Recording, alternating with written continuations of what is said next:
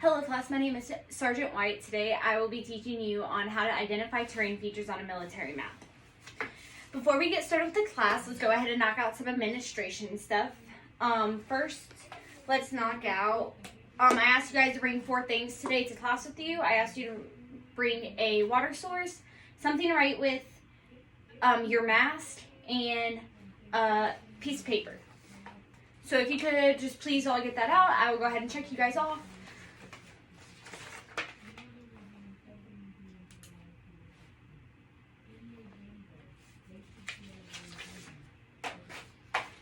Alright, so now the overall risk level today is low. Obviously, some hazards are the coronavirus. We're pretty socially distanced in here, but if you cannot socially distance, I would ask you to put on your mask. Second, if there is a fire, we will go ahead and exit out of this room, down the stairs and outside to the street. There are electric cords and electric outlets all around the room. You guys, there's no need to use them, so don't use them unless I ask you to. And then there are ceiling fans placed around the room. Some of them are on, some of them aren't. Just be cautiously aware when you are standing up, especially if you're tall. Alright, now that we got all that knocked out of the way, we will go ahead and go with the class. Again, this is task 071 COM 1001, identify terrain features on a military map. Conditions are that you are a member of a squad or team in a field environment and have been directed to identify terrain features on a map. You have been given a 1 to 50,000 scale military map. Standards: identify 5 major, 3 minor, and 2 supplementary terrain features on a military map. Just note that I don't have a 1 to 50,000 military map. I do just have a portion of a larger map. Special conditions are none, and then again, overall the safety risk level is low. Alright, so note that all terrain features are derived from a complex landmass known as a mountain or ridge line. The ridge line is not interchangeable with the term ridge. A ridge line is a line of high ground that usually with changes in elevation along its top and low ground on all sides, which a total of 10 natural or man-made terrain features are classified.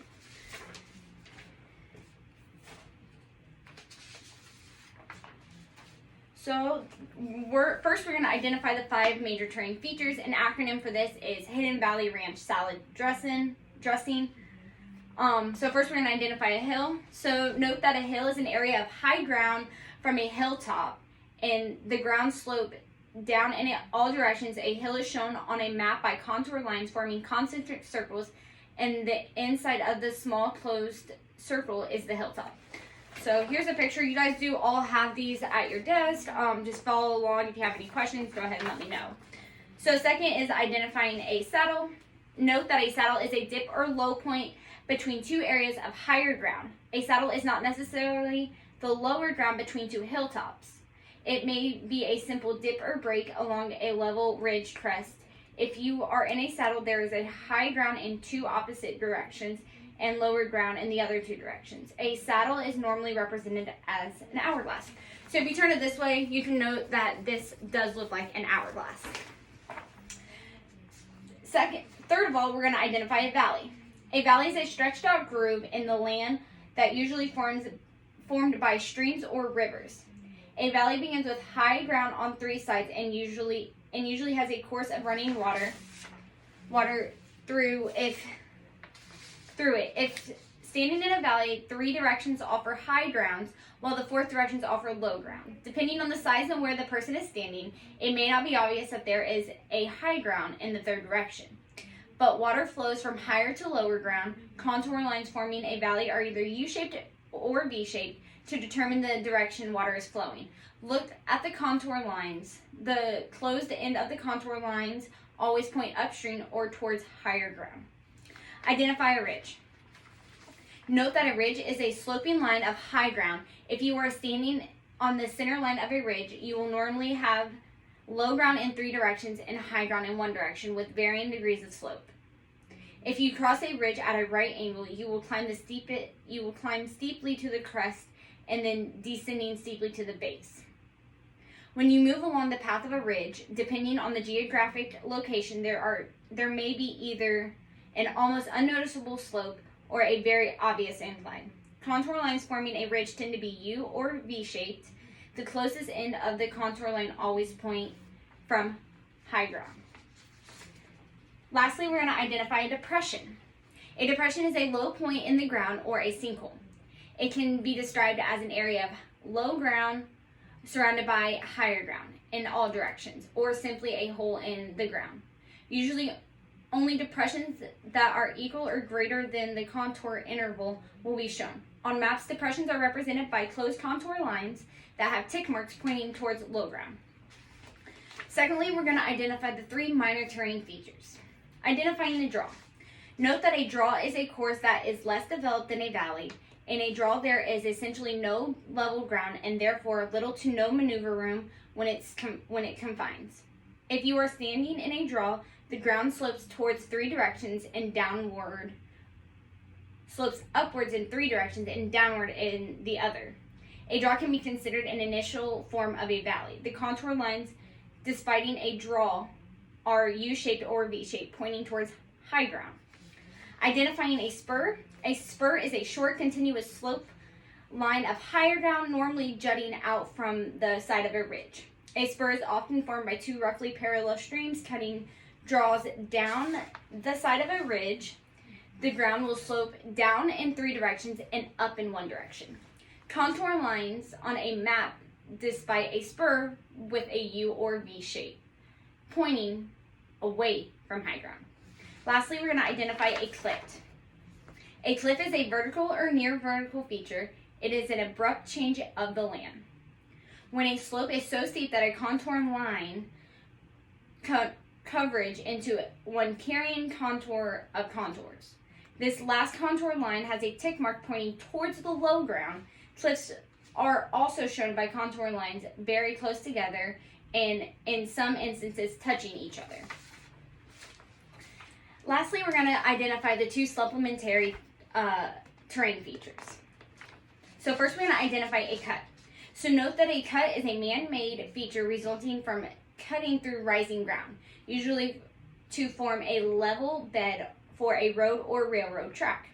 Cuts are shown on a map when they are at least 10 feet high and they are drawn with contour lines along the cut line. The contour lines extend the length of the cut and tick marks that extend from the cut line to the road bed. If a map scale permits, identify the detail. So identifying a fill. A fill is a man-made feature resulting from a fill in low area, usually to form a level bed of a road and railroad tracks. Fills are shown on a map where they are at least 10 feet high and are drawn with contour lines along the fill line. A contour line extends the length of the area, the filled area, and tick marks are tick marks that point towards lower ground. If a map scale permits, the length of the fill tick marks are drawn to scale and extended from the base line to the fill symbol.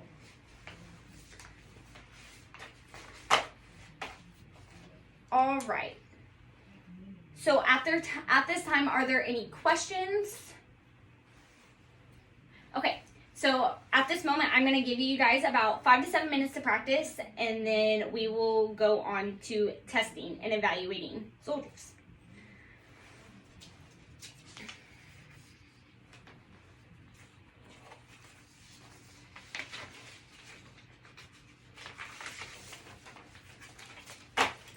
All right, no more questions at this time.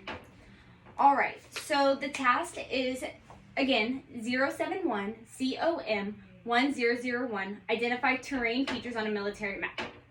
The conditions are you are a member of a squad or team in a field environment and you have been directed to identify terrain features on a map. You have been given a 1 to 50,000 scale military map, and the standards are identifying the 5 major terrain features, 3 minor, and the 2 supplementary terrain features on a military map. Alrighty. So at this time, again, I want you guys, before we start testing, I would like for you guys to get those 4 items out: your mask, something to write with, paper, and a water source. And I'm going to check those off all again.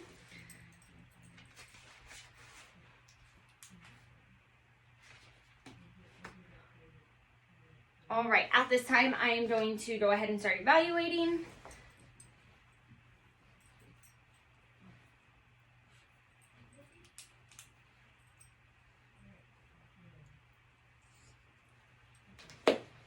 So at this time, there are 4 trained, 2 non-trained, and 3 that need to be retested. So retrain will be July 31st in this building, 501, same classroom, which is 201 at 1400, and retesting will be in this building, 501, classroom 201 at 1600. So at this time, we will police up our area, make sure that you have all your materials, and if you brought any trash in, I would please pick it up and dispose of it properly. And then after police call, we are going to go ahead and again conduct an PCC, PCI to make sure that we have all of our equipment and we're not leaving anything behind. So if you please would get that out again, I will double check and make sure everybody has it. All right, so now we are going to go ahead and conduct an AAR, which is an after action review. So can you tell me what was supposed to happen?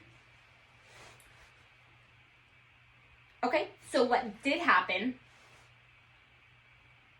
What do you think that I could do better next time? Okay, so what went right? What went wrong? And again, what can I do better? What can we do better as a class? Alrighty. So with that being complete, I'm going to make sure I have all my paperwork done. Alright, at this time, Sergeant Poston, I request that this training site be closed.